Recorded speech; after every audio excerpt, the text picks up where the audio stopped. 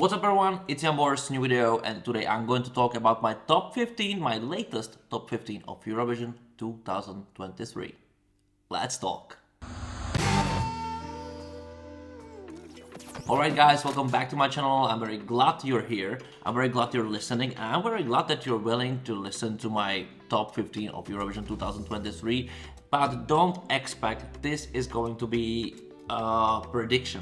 It's not a prediction, it's completely subjective. It's those 15 songs is the songs I prefer on my playlist actually to play in this way, but of course there are so many inputs for those decisions I've made in this top 15, and that's why it's top 15. But consider that I didn't see, as well as you didn't see, the live performance of each artist at Eurovision. So this list can change as well during the rehearsals, and this will also definitely change after the semifinals. Because you know what we've seen so far, music videos, some live performances at pre-parties, some acoustic versions of some songs, and at some point we didn't see anything. So it's just a guess.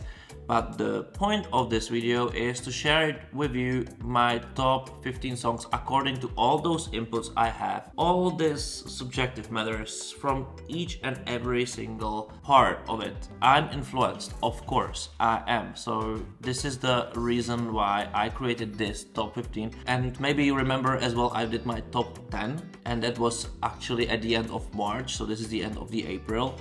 And there are so many changes, a lot of changes in top 10 actually in this top 15. And that's it, let's start.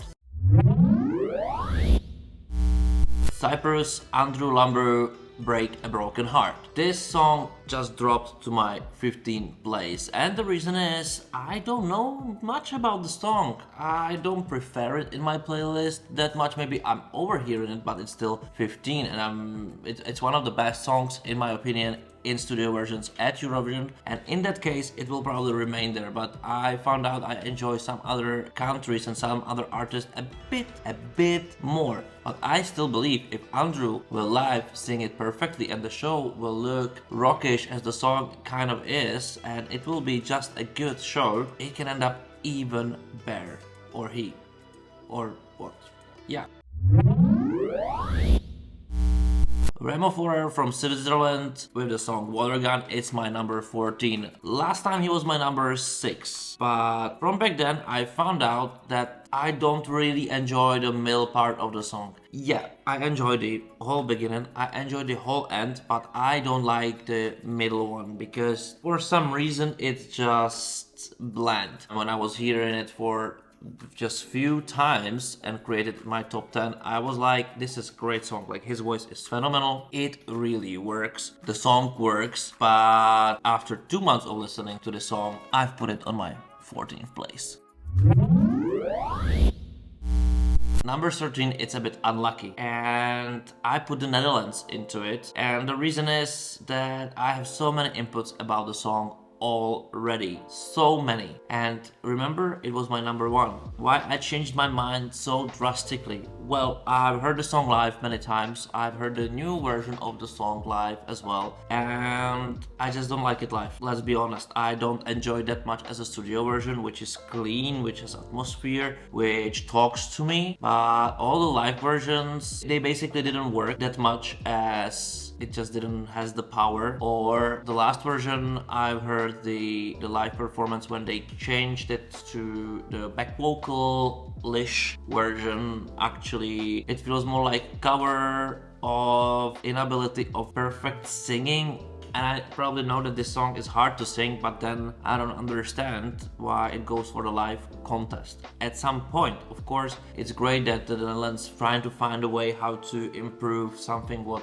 actually was about to be perfect already, but it's this normal process. Problem is that with Cooper, I hope this is the name of the singer, it works because the back vocals accenting some parts of his singing, but with the other one, it's just the whole over singing over this artist, and that, in my opinion, just lose its intimacy.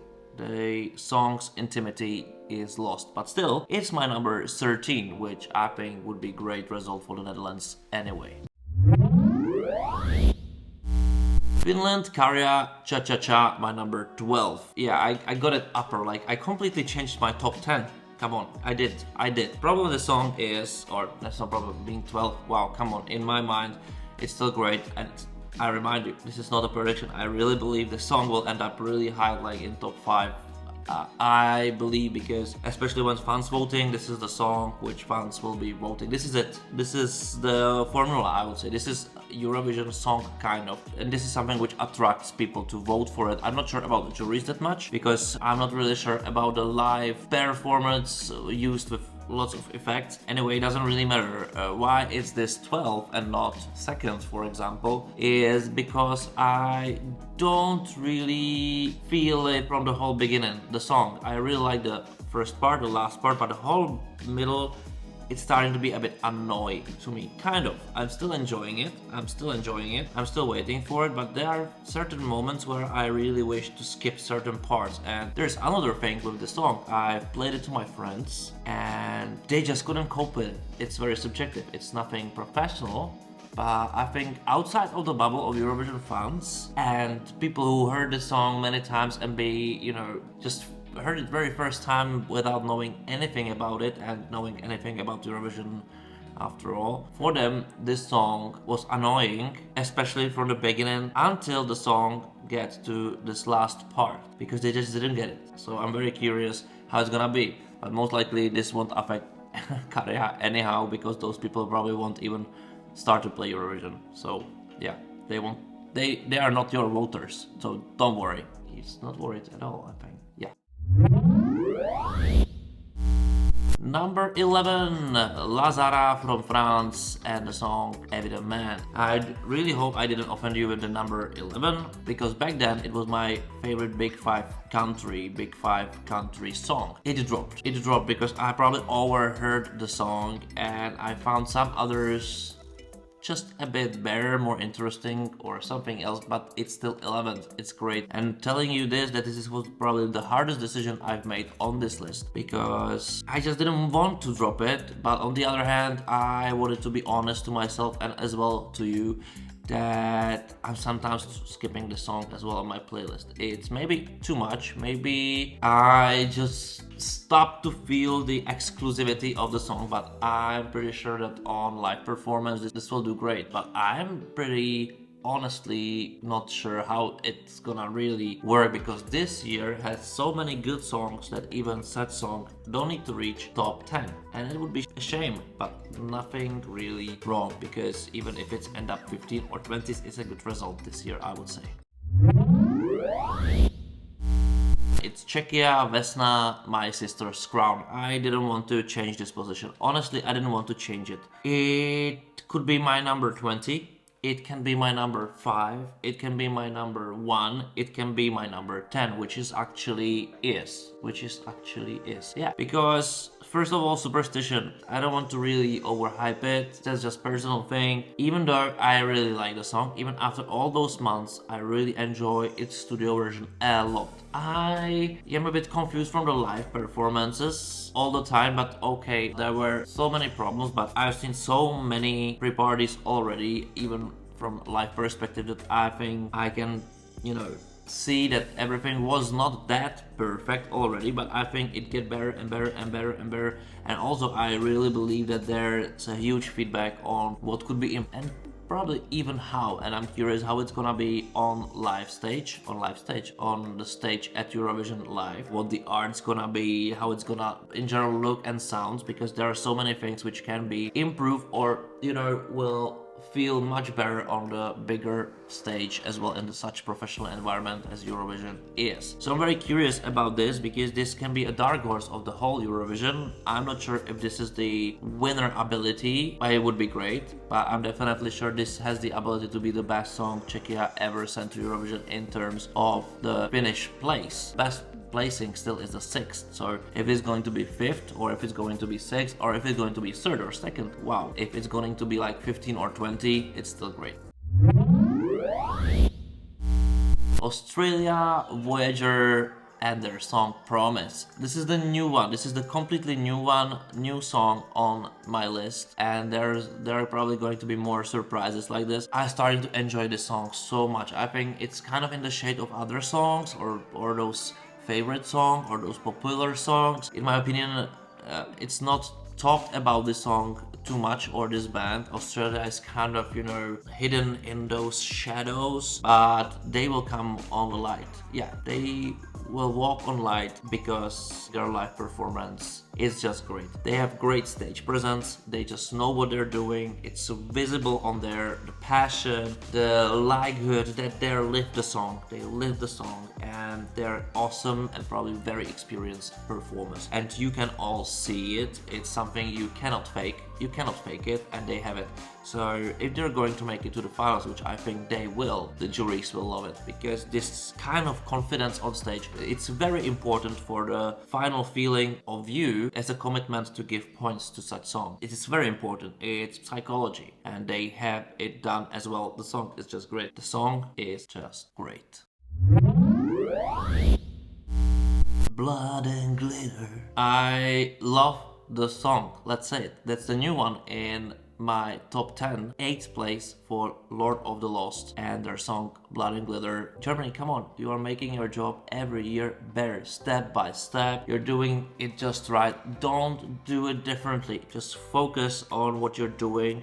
It's motivational, it makes sense, it finally has a concept, it has a clear vision what is going on, and this is not a sprint, it's a marathon. So please keep up, because I really believe that you have a lot to offer, and if you continue this way, you will establish yourself as a top 10 country, which I think for Germany, the biggest market, and in continental Europe, this is something we need at Eurovision, because this as well will show that Eurovision worth it, that it's big, and it's a chance then for other artists who will be competing, I don't know, from Czechia, from Austria, from Poland, from anywhere else, to go as well to your market and reach your market, which is, I think, as well very important sales point of Eurovision, that those markets actually are being more connected as, I don't know, European Union, for example. And about the song, I love it. I loved it actually when it won, but I was like, yeah, costumes, whatever, but it was good, and it kind of poisoned my mind in a good way. I'm loving it. I love the melody of it. I like the voice. I like the strength of the song. I like it. It melody shifts. I like everything about it, and what I really liked, and when the guys completely got me, that was just the final thing where I was thinking like, where I put it even higher was the acoustic version. You must see it. You must see it, because this is the best acoustic version of Eurovision 2023 for me so far. Another new one penetrating my top 10 is Iru from Georgia and her song Echo. And okay, I know the lyrics are dull, but no one cares. I care about the melody, I care about the presence of the artist, and this is phenomenal. Like, how can Iru sing the song, how she performs, how she moves, how she sells the song. This is something what makes the song sound better. This is one of the songs which I'm applying this subjective feelings about it, because in studio version, for example, yeah, it's okay. Music video, yeah, it's great, it's okay, but I didn't enjoy it that much until I saw her live performing. With all the come on, this is phenomenal. It's earwarming. It's something you will remember. It's something which will struck you. It's something which will surprise you. It's something which is phenomenal in the way how easily it looks, how she's doing it, and that is the reason why it's where it is on my letter. This is the reason. This is the reason she can do top 10, I believe, easily, because this is something what both juries and people will like. I'm pretty sure. Sorales Luna, Pasha Parfemi, and Moldova. Guys, I'm sorry I didn't include you in my top 10 in March. It was so close, but now it's on my 6th place. And yeah, maybe you say like, it's go a ripoff, whatever. I don't care. It's great music. It's a great song. I enjoy it. I like it. I'm listening to it. I'm doing it on repeat. I just cannot stop having this melody out of my head. And okay, do have whatever staging use, Whatever bizarre costumes, I don't care. Musically, this is something which I probably played the most times, or almost the most times, of Eurovision songs, and this is something which will work any time. And I'm not sure it's very easy to make such a song to stand out that much, and in my opinion this is the Moldova's best song ever sent to Eurovision for me, because I like it. It's not a joke, it's not funny, but it's fun to listen, it's fun to dance, it's fun to move on it. It always brings me to the atmosphere and clear my head out of the thoughts I don't want to have there. So thank you, Moldova. Now you're sixth, but in my heart kind of you can be as well number one. I am okay with that. It wouldn't be a robbery. Number 5 is Italy, Marco Mengoni, Due Vite. More and more I'm listening to the song, more and more I'm thinking about the song, more and more I know that Marco will just make it live into the perfection. I love the song more. It's just that easy. I just somehow believe that this can be a huge surprise of Eurovision, because no one really believes that this song is the best Italy sent in years, which it's not probably, but maybe this can be the best performance, if I don't count Måneskin, which was very specific, the best performance of Italy in 10 years. Marco is just more experienced. Marco knows how to do live performance. He just knows it. It's his thing. He won't be nervous. He won't be afraid. He is going there to enjoy it. And I think this is the breaking point for anyone. Because most artists in here at Eurovision will be very nervous to go on stage to show if they are capable or not about it. But Marco doesn't need to prove anyone anything. And I think he has this kind of mentality that he's not going there to prove somebody that he can do it. He'll go there to enjoy himself. It's a huge thing, and that's why he is on my 5th. But according to my experience, calculations and everything, he can even be like 2nd or something. Let's see. But in my list, he's number 5. Number 4 is Austria, Thea and Selena, and who the hell is Edgar? This song starting to grow on me crazily. First of all, I'm starting to completely enjoy its lyrics, which is untypical to me because I normally don't have a focus on lyrics. I don't really care that much. I care on the melody, and I care on the melody overall, vocals, instruments, whatsoever. Just, the general approach on music, because I don't really like to, I like to spend time in my head thinking about my things, and this is just an supplement to it, the music. But this song got me 0.003. Edgar cannot pay rent for me. I love it. I love it. I saw the live performance in Let's Dance Austria, or Strictly Come Dancing Austria, Dancing with the Stars Austria, however it's called in Austria, and that's the project I love. This is the project I'm working on as well here in Slovakia, where I'm located, and I know how hard it's for singers to sing there because it's not the stage made for it, and I as well saw what it done with Austrian public in the studio. That's phenomenal. It's great because it's both funny, fun. It's also, can you say both for more than just two things? It has rhythm, it is dancey, but also it's not a joke. Also, it is somehow mesmerizing, and their live singing and their charisma, it's just destroying. Come on, who cannot enjoy this song has no soul and sense of humor and sense for music. Let's say it this way. Yeah, if you feel offended, I don't care. Third is Serbia, Look Black, Samo mi se spava. This is probably not a surprise for you, not at all. I'm enjoying the song every single time it comes to my playlist. I enjoy the song every time I see it live. I'm enjoying everything about the song. I'm enjoying its darkness. I'm enjoying its different. I'm enjoying something which is close to my heart musically, and I'm enjoying that you can move on the song or think about the song in many ways. Yeah, this is easy as that. I'm not sure if this song will end up that well at Eurovision. I don't care, but in my mind, in my opinion, and just subjectively for me, it's number 3, which is great, I would say. Number 2 is Sweden, Loreen Tattoo. Yeah, I don't change it. It's not my winner song. Even I believe this is the song which is a clearly winner of Eurovision. It didn't won my heart that much as maybe I would prefer, but this is just because of the fact I have a song which I like even more. Being second is great. On my list, I would say another list actually, but this is very subjective talking. I'm pretty sure this song will win Eurovision. It's not because of the hype. The hype is here, okay, but the hype here is deserved. The song is perfectly constructed, but it doesn't feel as constructed as some other songs.